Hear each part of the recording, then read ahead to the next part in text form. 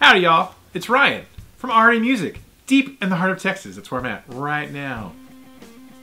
Wait, that says Flogging Molly. I'm not in Flogging Molly. I'm from RD Music, and today we're going to talk about Gibson Guitars and all their problems. Let's get it on.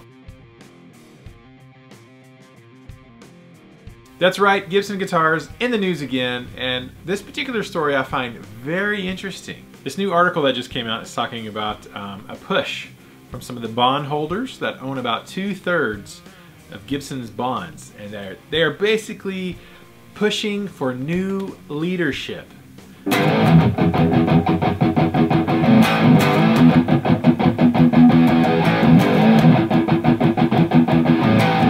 Yes, as a condition for them to offer Gibson some financial assistance, they want a new CEO. Henry's got to go, y'all. New CEO time.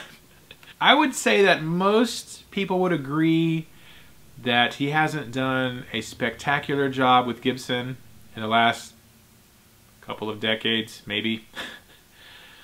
And with the current layoffs of some of the senior builders at Gibson in the custom shop, and the blame game where he's tossing a lot of blame on the retailers for Gibson's lack of financial viability, I don't think he's a popular guy in the industry. I think he's definitely not popular with the retailers as a whole. And I think your Gibson enthusiasts also would not consider him to be a great leader of the company.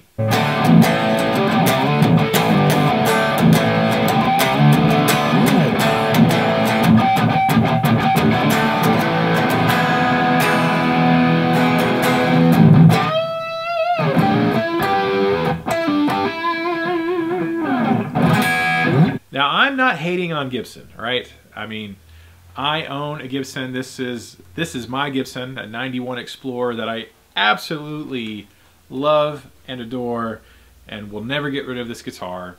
I love it. It was a big part of my journey as a guitarist, as a young player, and I still like Gibson designs. I want a V that matches this guitar. I still want a Les Paul Custom at some point after I win the lottery.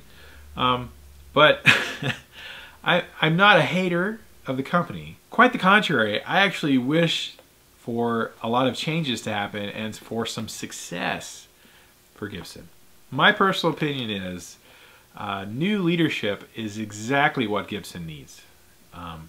I believe that any organization, a company, a church, a school, a business, you know, any organization of any kind, success, it definitely falls to the leaders, the CEOs, or the leadership of some kind. If a business or a company or a group or anything, organization is succeeding, I think a lot of it has to do with leadership. And if it's failing, a lot of it has to do with leadership.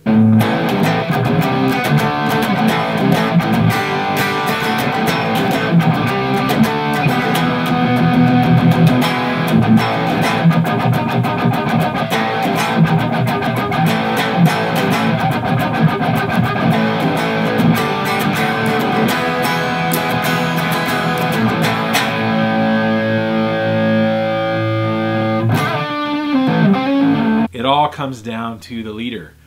And I would say Gibson has had poor leadership for years. I love these videos where I get to ask you questions and ask your opinion. You guys and gals watching this video, do you think Gibson would benefit from a change in leadership? And do you think that change would take them into a new direction for the future and secure their prosperity for years to come and their legacy, right? Legacy. I think new leadership would be a good thing. Now, it could always be worse. That could happen. But it also, I think there's a fair chance that they get the right leadership team in place. It could be the best thing to happen for Gibson in years. Now, Gibson was failing before Henry and his partners bought them from the Norland Group in 1986. And so that was kind of, when he acquired it with his group, that was kind of a rescue deal back then. But here we are, 2018. It might be a time for another rescue from the right people.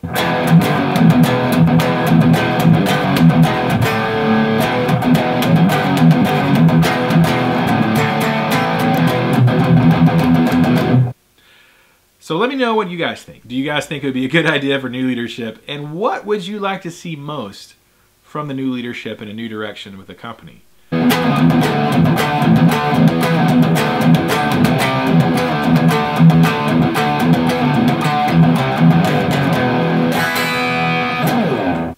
I think that a lot of things could happen. I think they could probably do a better job with dealer relationships. I think they're missing the boat by just sticking it to the little independent dealers and the not so little independent dealers. There are some big dealers who just, Gibson kind of has given it to them over the years.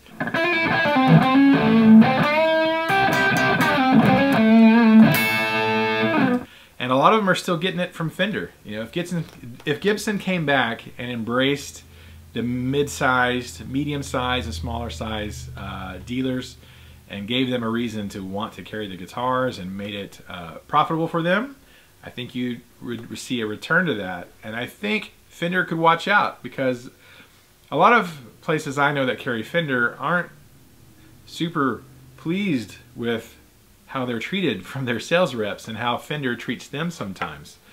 Because they are a big dog, and when you're a big dog you can get away with kind of throwing your weight around. So if Gibson comes back and is more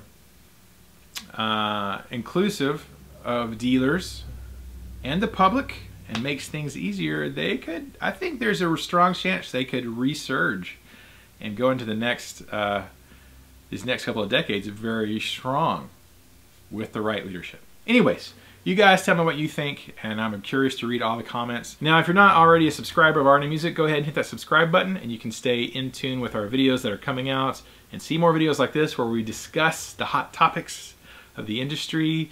You can check out our vlogs and unboxings and our Ask RNA video, which is a lot of fun every week. And yeah, subscribe, hit the bell. You'll get notified of any of the videos that we put out. And I look forward to reading your comments. All right, you guys and gals. Let's keep the music alive for the next generation. The music needs us, and we need the music. And we'll see if, see if Gibson can stay alive. I'm sure they will. But it'll be interesting to see how they stay alive. All right, talk to you guys soon.